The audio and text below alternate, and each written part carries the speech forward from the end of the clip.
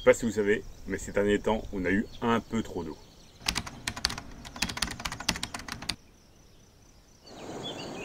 Oh, il fait trop beau aujourd'hui. Oui, la vie, elle est trop belle. Ça te dit, on va chercher du miel à de puceron?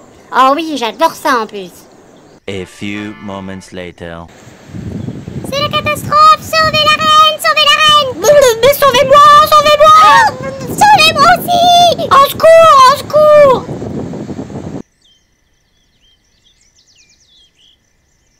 Avec toutes ces inondations, j'aurais envie de savoir comment les fourmis ont pu survivre. Et c'est l'occasion idéale d'aller sur deux secteurs qui me tiennent à cœur.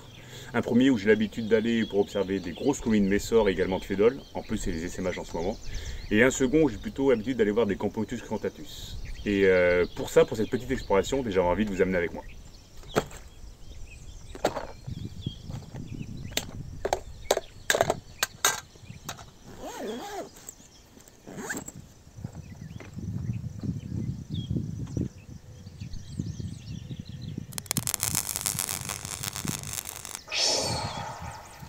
Voilà, on est arrivé sur notre premier spot pour aujourd'hui, ça va être le lac d'Atuèche. On va un petit peu faire le tour du lac et voir ce qu'on y retrouve. Allez, c'est parti.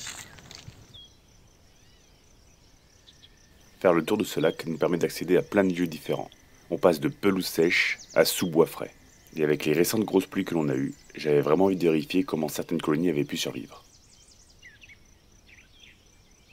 Pour notre première observation, on ne va pas aller bien loin. C'est dans le bois de ce peuplier, attaqué par les castors, que je vais y retrouver ma première colonie. Il n'y a pas que certaines espèces de Camponotus ou de Crématogastères qui aiment à vivre dans les bois. Et ces Lasius emarginatus ont l'air de bien s'y plaire. C'est leur grande activité autour du tronc qui m'attire, ainsi que quelques reflets argentés que je vois. Effectivement, on approche de leur période d'essaimage. Avec les grosses pluies que l'on a eues et le réchauffement actuel qui commence à venir, elles doivent hésiter à commencer à sortir. Allez, on va les laisser tranquilles et on les retrouvera à la fin de notre balade, voir s'il y a plus d'activité. Sur un chemin longeant les berges, récemment immergé, je tombe sur un nid de Tetramorium en pleine activité.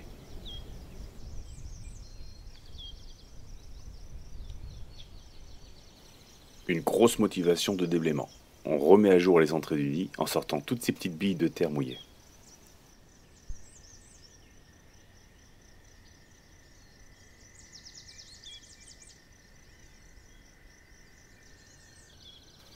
Tiens, vous l'avez vu? Bah, c'était pas une bille de terre, ça. Attendez, on va changer de point de vue. Là. Toujours pas? Oh, attendez. Et là, maintenant? Et oui, certaines ouvrières sortent des cadavres. L'inondation aura eu ses conséquences. Mais je n'observe pas tant de fourmis mortes que ça. Là, par exemple, j'observe deux ouvrières qui ont sorti deux de leurs congénères du nid, en boule. On a d'abord l'impression qu'elles sont mortes. Mais après une inspection méticuleuse et un nettoyage de rigueur, elles reprennent vie et repartent en activité. On observe donc un comportement de sauvetage. Certaines ouvrières sortent leurs congénères dans l'enfouissement, les exposent à l'air libre, leur font un nettoyage et s'assurent qu'elles vont bien. Bon, sûrement dans l'idée qu'elles puissent repartir vite travailler, bien sûr.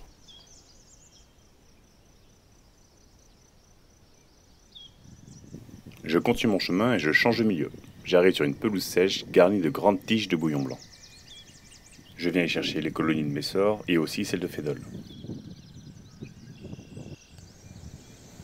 Mais je n'y trouverai pas que ça. À cette période, les zoothèques des Mantes ont éclos et ont libéré leurs joyaux diablotins dans toutes ces herbes sèches.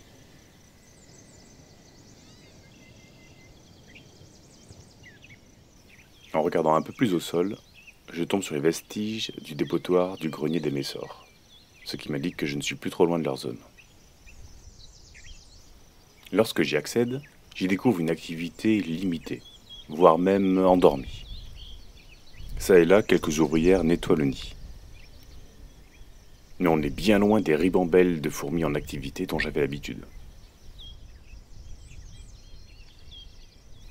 Malgré de bonnes températures actuelles, on a l'impression que la colonie est cloîtrée à l'intérieur. Qui sait quels dégâts sur la colonie ont pu y faire les dernières pluies.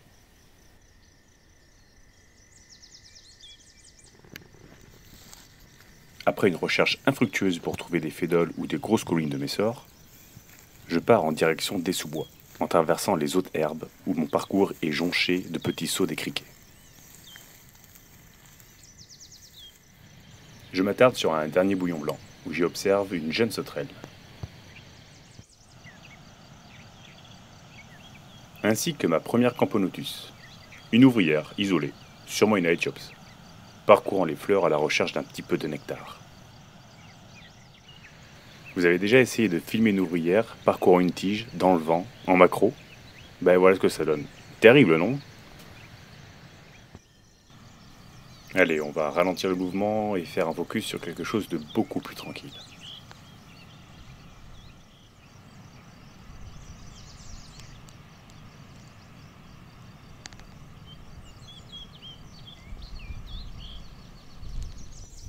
Parmi les embâcles déposés par la rivière, calfeutrés dans un bois humide, j'y retrouve un gloméris. Et non, ce n'est pas un cloporte. La différence vient du nombre de paires de pattes. À côté de lui, essayant désespérément de nettoyer ce tas de bois, j'y retrouve encore une colonie de messors. Elles sont vraiment partout, ces fourmis.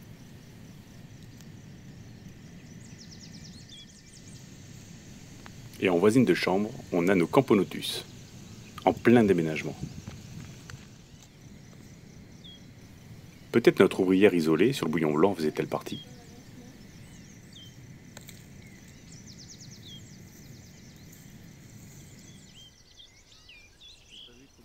À partir de là, je ne sais plus quelle direction prendre, et je décide de m'octroyer les services d'un guide local.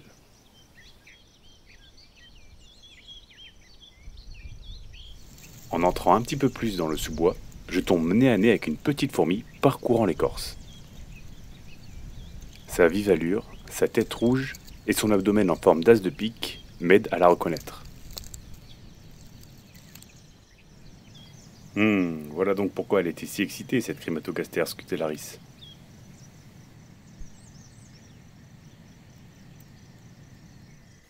Normalement, chez cette espèce, on a l'habitude de voir de forts recrutements lorsqu'il y a de la nourriture, et de longues files d'ouvrières. Mais là, je pense qu'avec les inondations, les pistes de phéromones se sont évanouies, et on n'observe que de rares ouvrières isolées. Les gastres en forme de pointe piquant vers le ciel ont sûrement en charge actuellement de libérer des phéromones, soit pour attirer leurs congénères, soit pour mettre en garde de potentiels assaillants.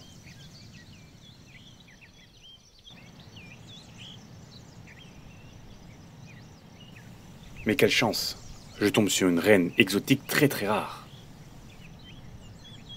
Ah non, je me suis encore fait avoir. Ce n'est qu'une représentante des Mutilidae.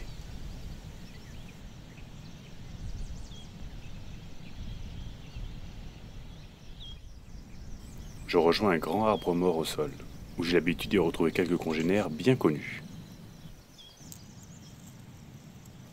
Le tronc jonché de trous et quelques passages furtifs ne me laissent pas de doute sur leur présence.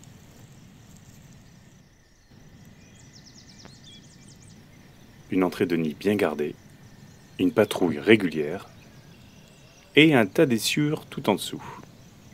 Pas de doute, je suis bien chez mes Camponotus vagus.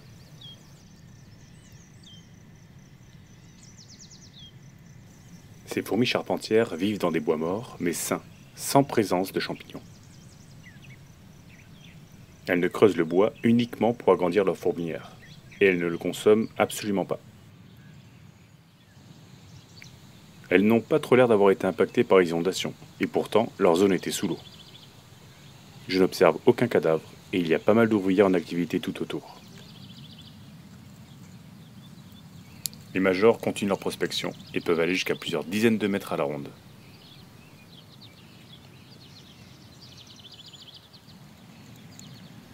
Mais restons encore un peu sur notre tronc d'arbre, car j'y découvre une hôte beaucoup plus discrète.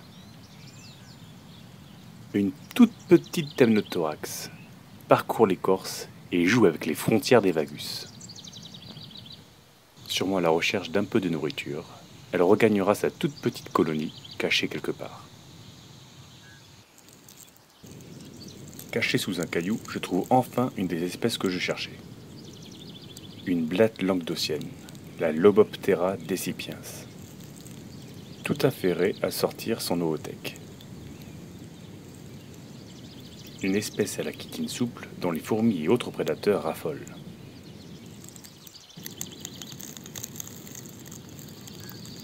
D'ailleurs, juste à côté d'elle, je trouve mes premières fédoles. À part un ou deux majors et quelques ouvrières, je ne vois pas grand-chose de plus.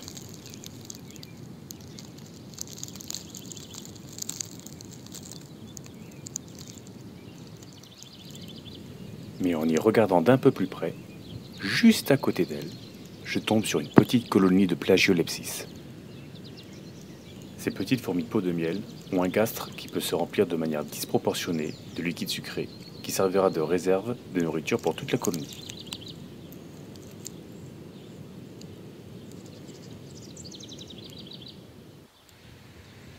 Je reprends un peu de hauteur et je tombe sur un groupe de milabres inconstants, perchés sur un remipertuis. Ces coléoptères font partie de la même famille que les méloées, que l'on confond parfois avec une grosse fourmi.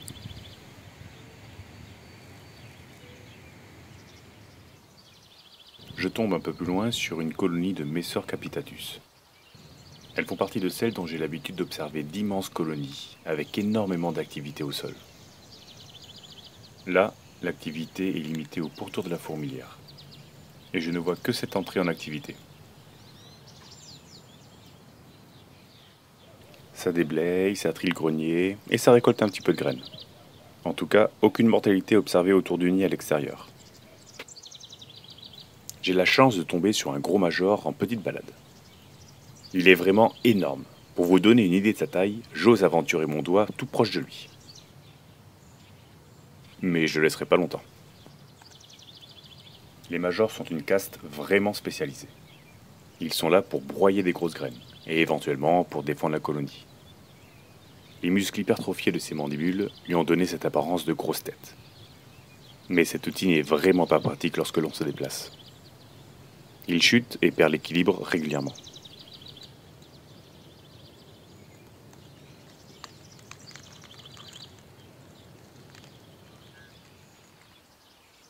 Je finis mon petit tour du lac. Je passe par un bout de forêt où je trouverai quelques Tetramorium, Lasius et Camponotus. Et je m'apprête à retrouver mon point de départ pour voir où en est le possible essaimage de Lasius et Marginatus. Je me rapproche du peuplier dont le tronc a été mis à nu par les castors. Mais le vent se lève également.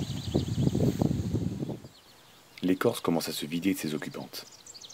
Et c'est par les quelques trous d'entrée que l'on observe des têtes hésitantes de mâles et d'ouvrières à vouloir sortir. J'ai la chance tout de même de tomber sur une belle valse à 1000 temps, entre une ouvrière et un mâle. Mais j'ai l'impression qu'un des deux protagonistes n'a pas tellement envie de venir danser. Allez hop, on arrête les simagrées, il y a trop de vent, tout le monde à la maison. L'essaimage, on verra ça une prochaine fois.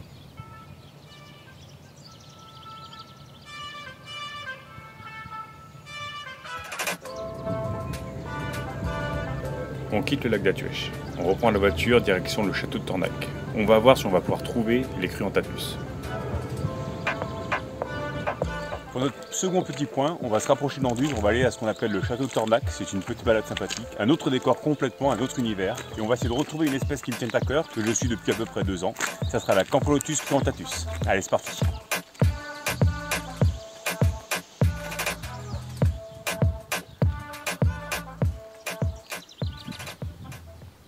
Au cours de la montée, je tombe sur plusieurs nids de Messor structor. Les entrées de ligne ne sont pas bien grandes, et il y a peu d'activité autour, mais par contre, elles sont étalées sur plusieurs centaines de mètres. J'ai l'impression que leur nid reste plutôt à gauche du chemin. Et pour cause, car à droite, je tombe enfin sur de vastes colonies de Phédole pallidula. Elles sont toutes affairées à agrandir les entrées.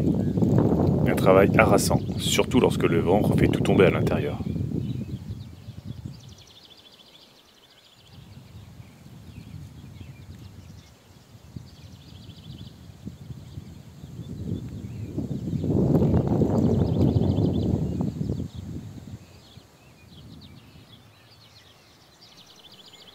J'arrive enfin sur site, et au pied de ces murailles, je trouve une grande activité de fédole. L'espace au sol est quadrillé. Une multitude d'ouvrières sortent et occupent la zone. Petit à petit, pour mieux protéger les entrées, je commence à voir apparaître des majors.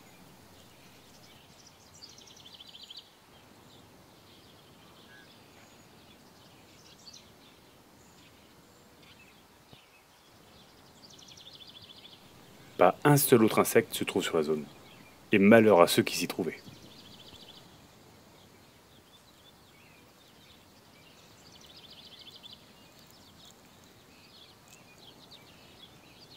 Quelques mâles, hésitants, commencent à s'aventurer à l'extérieur. Les ouvrières les aident et les poussent à accéder aux places d'envol.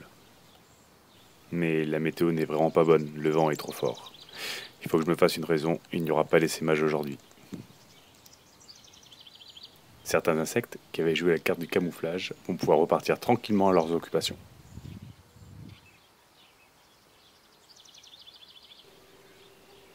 J'arrive enfin au niveau du château, et j'y trouve mes Camponotus cruentatus. Bon, déjà c'était pas évident parce qu'elles ont déménagé. Et elles sont bien moins nombreuses. Là on ne voit que une ou deux ouvrières courir à droite à gauche, alors qu'avant j'observais des vraies lignes entières de Camponotus cruentatus. Elles n'en restent pas moins superbes avec ces couleurs rougeâtres sur le gastre.